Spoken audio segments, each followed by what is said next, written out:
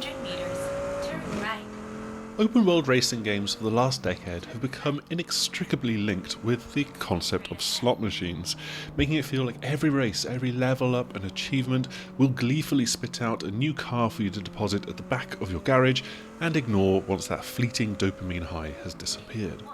If other open world races have players sat on stools amid rows of one-armed bandits, then Test Drive Unlimited Solar Crown wants to take you back to the more refined and exclusive blackjack and poker tables, where you have to think and earn what you win.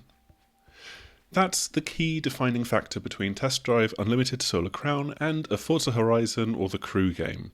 Your car collection here is intentionally constrained. You're pushed to spend more time with your starter car and slowly upgrade it to be more and more competitive through the early races. This then helps you work your way up to be able to afford something in the next category or collect all of the particular upgrades to boost the competitiveness of your car. Hypercars here are aspirational goals that you won't have until much, much later in the game. Built around the impossible invitational road racing competition of the Solar Crown, which is so powerful and lucrative that it can completely clear the Hong Kong streets for its sanctioned races, and can also hand you an AI-powered contact lens as you step out of the quadcopter at the start of the game. Your aim throughout this is to build up your car collection and to work your way up through the ranks of one of the two racing clans, the Streets and the Sharps. This slower, more considered pace is an appealing conceit for those who pine of the games of yesteryear, and specifically the earlier Test Drive Unlimited series. Though the actual gameplay loop will still feel very familiar, the fundamentals are still to head out into the open world and take on the limited selection of races and time trials that have been doled out to you so far, to blaze through those high-speed traps that are dotted around the streets of Hong Kong Island, and that's pretty much it. There is a race variant called Domination, which is all about earning points for your positioning as you pass through each checkpoint, but it doesn't really lead to more topsy-turvy races, because if you're stuck in the middle of the pack, you're still going to end up in the middle of the pack after all of the points have been awarded.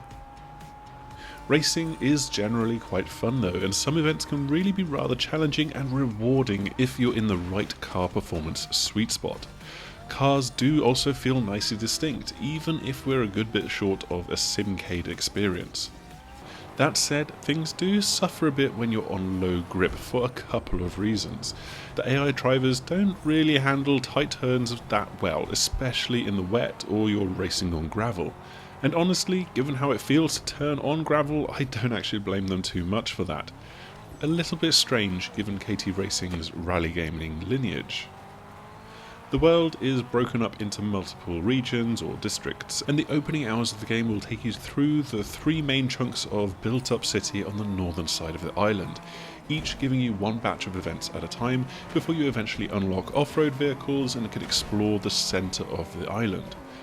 Again, this is deliberately slow, and there is a bit of grind and repetition as you need to hit reputation milestones before the next region and the next batch of races is unlocked, and even to unlock better car upgrades that can help you perform better within those races.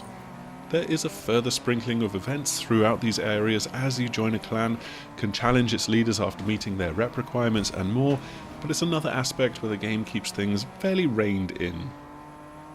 Having a full one-to-one recreation of Hong Kong Island is quite simply fantastic though. Comparing it to maps of the real world, certain tweaks and changes have definitely been made to accommodate certain game landmarks, so things like the petrol garages that can act as fast travel spots and the meeting places, and obviously there's also the giant spire that is the Solar Crown Hotel.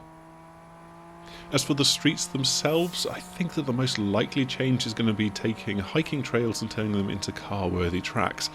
But on the whole, this is a very faithful recreation, and there is a certain quality to having real roads to race along compared to fictionalized and more heavily adapted ones that just feels better.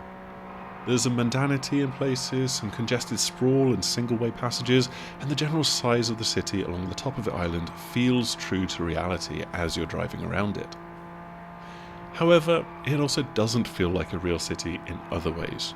Traffic is obviously never going to hit the same levels as in reality, and honestly we wouldn't really want this to be a traffic jam simulator, But I feel like Burnout Paradise and the PS3 or 360 era Need for Speed games had many more cars clogging up their traffic lights and roads. Maybe my memory is wrong on that point, but more traffic, more life in Solar Crown would have been great to see.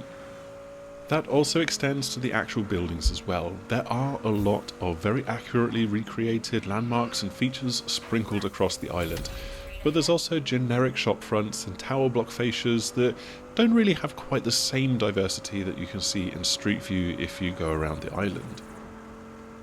A lot of that homogeneity is masked when driving at night though, the world feeling like it really comes to life under artificial lights and the reflections in the cars really starting to pop.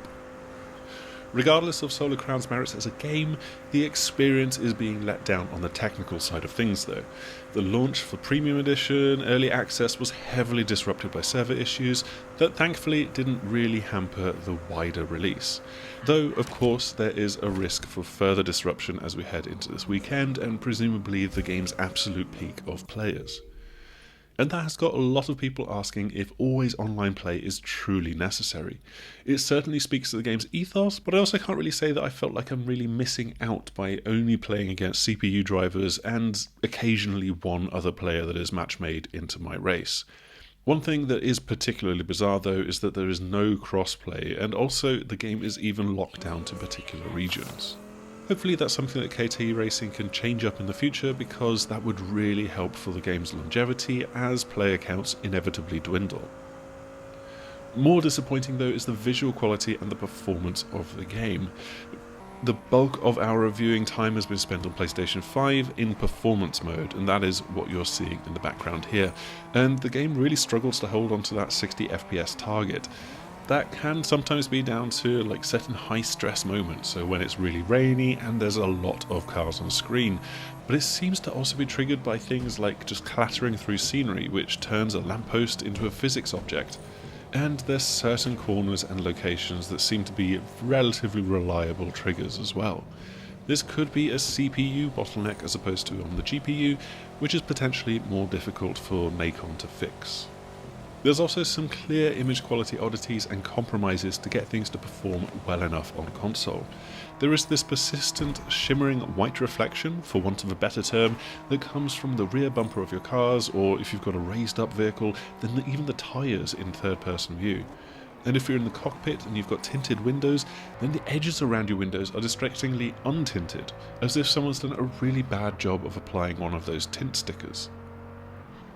There's also this distracting way that lighting and illumination seemingly comes from below in certain times, as your car and character have the undersides of limbs and edges illuminated in both pre- and post-race scenes. And the artificial glow makes brighter car colours just look really quite odd. Then there's things like the awfully half-rate and smeared rear view mirror if you're driving in the cockpit, and just, there's a lot of details that we could nitpick. So it's not really a technical showcase, and we hope that KT Racing can improve this showing over time, though it's also fair to say that the issues depend on the platform that you're playing on. We've also been able to play on PC, and it seems to hang together that bit better, though it is still overly demanding on my PC, which has got a Ryzen 5900X and a Radeon RX 6800. Meanwhile, the Xbox version, even outside of server issues for last week's early access launch, it has presented us with several game crashes that have halted any desire to continue with that platform before it has been patched. Our review score is predominantly based off the PS5 version of the game, but if you're thinking about PC or Xbox, then you can factor that into your buying decision as well. Despite its troubles, there is something to test drive Unlimited Solar Crown. Again, the overall structure remains appealing, and there's moments at night where it looks really rather good. It's just going to need time and effort to continue to grow and improve. KT Racing has announced an Ibiza map for later this year, and there's some returning features through 2025's roadmap. There's also plenty of fan requests for things like being able to buy real estate, broader missions outside of races and time trials, and other elements as well. KT Racing has said that they're going to listen and take on board the feedback from the community for future features, so some of the more distinctive and thematic events and ideas from previous games could return. Solar Crown is an open world racer for the gamer that doesn't need constant gratification, but that can be patient and work towards a key unlock and a crowning car and achievement. It's just a shame that the game at launch is requiring real-world patience as well, while KT Racing fix, improve, and hopefully expand it to meet more of its potential. And that is it for our review of Test Drive Unlimited Solar Crown. We hope that you found this look at the game informative and useful, and since it's just had its full launch across PS5, Xbox Series X and S, and PC, that if you're picking up the game now, that you have a great time with it. Before you go though, make sure to like, subscribe, all of the usual YouTube things, and hopefully we will see you again soon. Goodbye!